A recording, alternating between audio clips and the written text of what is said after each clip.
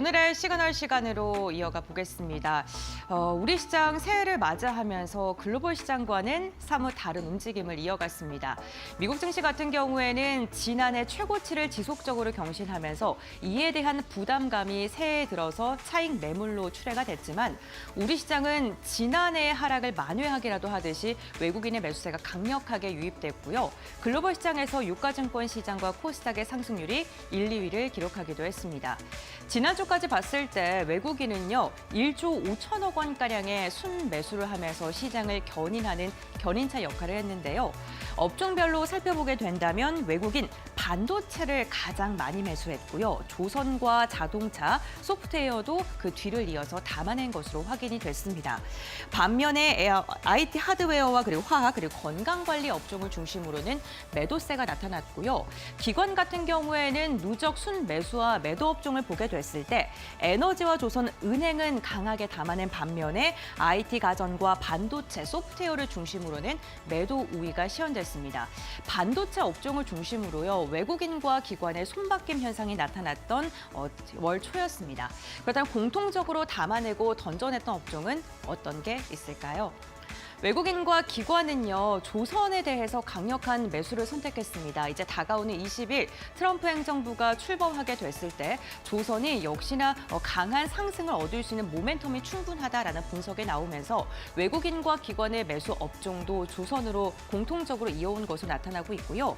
반면에 IT 가전과 건강관리에 대해서는 쌍끌이 매도세가 나온 것으로 확인되고 있습니다.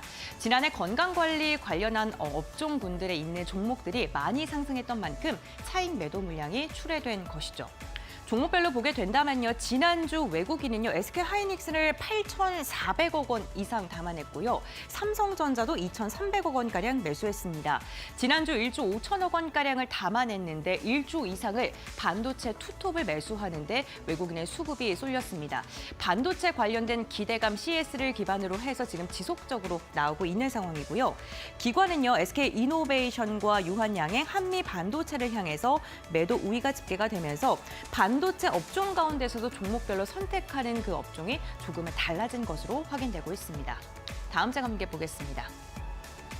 미증시와 디커플링을 가져가면서 움직였던 우리 시장이 이번 주 월요일 오늘이 되자 좀 비슷한 모습이 나타나고 있습니다. 주말 사이에 미국의 고용 서프라이즈가 확인이 됐습니다. 12월 비농업 고용이 전월 대비 26만 6천 명가량 증가한 것으로 확인이 됐는데요. 시장 예상치가 16만 명이었습니다. 예상치를 굉장히 크게 웃돈 탄탄한 고용이 확인이 되면서 이로 인해 시장은 금리 인하의 속도를 늦추는 것을 넘어서 이제는 금리 인상까지 가지 않을까라는 의견이 조심스럽게 나왔고요. 미국의 10년물 국채 금리는 5% 가까운 강한 상승이 나왔습니다. 이로 인해 3대 지수가 일제히 하락을 했고 이로 인해 국내 증시 역시나 이에 대한 영향을 고스란히 받고 있는 오늘인데요. 시장은요, 연준이 가장 중요하게 생각하는 고용 지표가 워낙 잘 나오다 보니까 그 다음 같이 중요하게 생각하는 물가 지표에 주목할 수밖에 없습니다. 이번 주 14일과 15일 현지 시각으로 물가 지표가 연이어 나오게 되는데 이에 대한 영향 국내 증시까지 이어질 수 있기 때문에 이 부분 좀 주목해 보셔야 될 것 같고요. 이와 함께 올해 첫 금통이 16일 날 진행됩니다. 지난 10월과 11월에 금통위에서 인하를 선택했기 때문에 과연 세 번째 인하 카드를 꺼내 들지에 대한 의견이 분분한 상황입니다. 우선 증권가에서는 금리 인하를 선택해야 된다라는 의견에는 대외 경제 여건이 너무나도 약화돼 있고 국내 경제가 전반적으로 취약하다라고 판단을 하고 있습니다. 특히나 탄핵 정국으로 인해서 국내 경제 위기는 상대적으로 더 고조될 수밖에 없는 상황이고 소비 심리가 급격하게 위축이 되어 있기 때문에 이 내수를 진작하기 위해서는 금리 인하 카드를 당연하게 선택해야 된다라고 이야기했고요.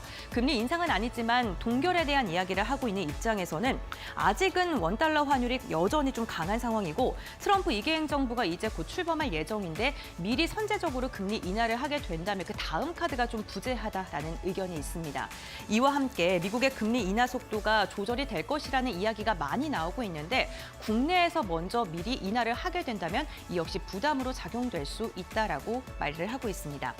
다만 기준금리 전망은요, 전반적으로 인하가 우세한 상황이고요. 올해 연금리를 2.25%로 제시하고 있는 증권가가 현저하게 많은 것으로 확인되고 있습니다.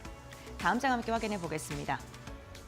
우리 시장 아직도 좀 연약합니다. 체력이 받쳐주지 못하고 있는데요. 시장 전반적으로 증권가의 코멘트를 분석을 해봤을 때 지수단에서의 상승은 좀 부재할 것이다라는 의견이 많았습니다. 테마성 장세가 이어날 것이고 이와 함께 종목별 그리고 섹터별로 접근을 잘 해야 된다라는 의견이 우세한 상황인데요.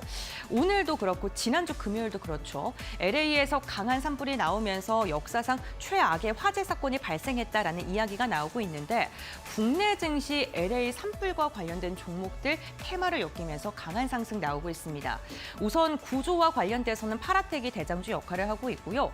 공기청정기를 많이 구매할 것이다, 많이 구매하고 있다라는 이야기가 나오자 위닉스가 급등하고 있고요. 기후를 예측하는 K웨더 역시나 강한 상승 나오고 있습니다. 이와 함께 화재 사건으로 인해서 건물 만 채가 넘게 소실이 됐고 사망자가 많이 나왔고 재산의 피해액이 200조 돌파를 했기 때문에 재건과 관련된 기업들도 주목을 해야 된다라고 코멘트가 나오고 있고요. 대표적으로 전력설비 관련 기업들 그리고 건설업체들도 강한 상승 나오고 있습니다. 또한 조림 사업과 관련되어 있는 한솔 홈테코 역시나 오늘장에서 시세를 분출하고 있습니다. 하지만 과연 이 산불 테마주들이 미국의 산불이 진화가 되고 그리고 나서 재건을 할 때 국내 증시에 정말 실적으로 찍힐지에 대해서는 조금 더 시간을 보고 눈여겨봐야 될 것 같습니다. 아직은 테마성 움직임이 강하다는 점 체크해 보셔야 될 것 같습니다.